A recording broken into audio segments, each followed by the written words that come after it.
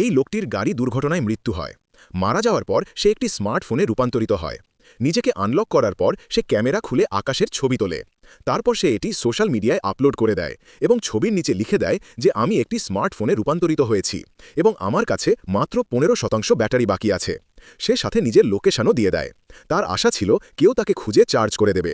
সে এটিও লেখে যে কেউ তাকে খুঁজে পাবে তাকে বথ দেবে। লোকেরা তার পোস্ট দেখে তাকে নিয়ে মজা করে। পরের দিন যখন তার ব্যাটারি মাত্র 3% বাকি থাকে, তখনই রেন চেং নামের একটি ছেলে এই ফোনটি খুঁজে পায়। সে বাড়ি এসে ফোনটি চার্জ করে অন করে। ফোনটি লক ছিল, কিন্তু হঠাৎ ফোনটি নিজে থেকেই আনলক হয়ে যায় এবং কথা বলতে শুরু করে। এটি দেখে ছেলেটি ভয় পেয়ে যায়। তখনই ফোনটি নিজে থেকেই ব্রাউজার খোলে এবং জানায় যে তার নাম জিন এবং সে একটি টেক কোম্পানির মালিক। ছেলেটির মনে হয় যে তার আশেপাশে কেউ ফোন আছে। নিজের পরিচয় প্রমাণ করার জন্য জিন ছেলেটিকে বলে, নিজের ব্যাঙ্ক অ্যাকাউন্ট নম্বর দাও, আমি তোমাকে এখনই 10 কোটি টাকা পাঠাচ্ছি। ছেলেটি অ্যাকাউন্ট নম্বর দিয়ে দেয় এবং তখনই তার অ্যাকাউন্টে 10 কোটি টাকা চলে আসে, যা দেখে সে চমকে যায়। জিন আরও বলে, যদি তুমি আমাকে সাহায্য করো তাহলে আমি তোমাকে 100 কোটি টাকা দেব।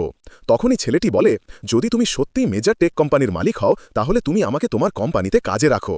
জিন সঙ্গে সঙ্গে রাজি হয়ে যায়। সে ছেলেটিকে সরাসরি প্রেসিডেন্ট বানিয়ে দেয়। অফিসে যাওয়ার সময় ছেলেটির চিন্তা হয় যে কোম্পানির কর্মচারীরা তার বিশ্বাস করবে না যে সে কোম্পানির প্রেসিডেন্ট। কিন্তু জিন বলে, তোমাকে কিছু করতে হবে না, শুধু আমার আদেশ অনুসরণ করতে হবে। প্রথমে তুমি কিছু নতুন জামা কাপড় কেনো। ছেলেটি 8টি স্যুট কেনে এবং একটি বিলাসবহুল হোটেলে থাকে। যেই ছেলেটি অফিসে পৌঁছায়, সব কর্মচারী তার স্বাগত জানানোর জন্য ঝুঁকে পড়ে। ছেলেটি সবার আগে নিজেকে শান্ত করে এবং কর্মচারীদের বলে, আমার এই কৃত্রিম প্রদর্শনী পছন্দ নয়। তখনই একজন মহিলা ছেলেটিকে নিজের পরিচয় দেয় যে আমি উঞ্জু, আপনার সেক্রেটারি। প্রেসিডেন্টের অফিসের বাইরে পৌঁছে ছেলেটি খুশিতে পাগল হয়ে যায়। ভেতরে ঢুকেই ছেলেটি এত বড় অফিস দেখে হতবাক হয়ে যায়। কাজ শেষ হওয়ার পর জিন ছেলেটিকে তার পুরনো বাড়িতে যেতে বলে। জিন শুধু তার মেয়েকে দেখতে চেয়েছিল। যেই ছেলেটি এখান থেকে যেতে শুরু করে, তখনই বাইরের চাকর ঘাবড়ে গিয়ে গাড়ি চালিয়ে চলে যায়।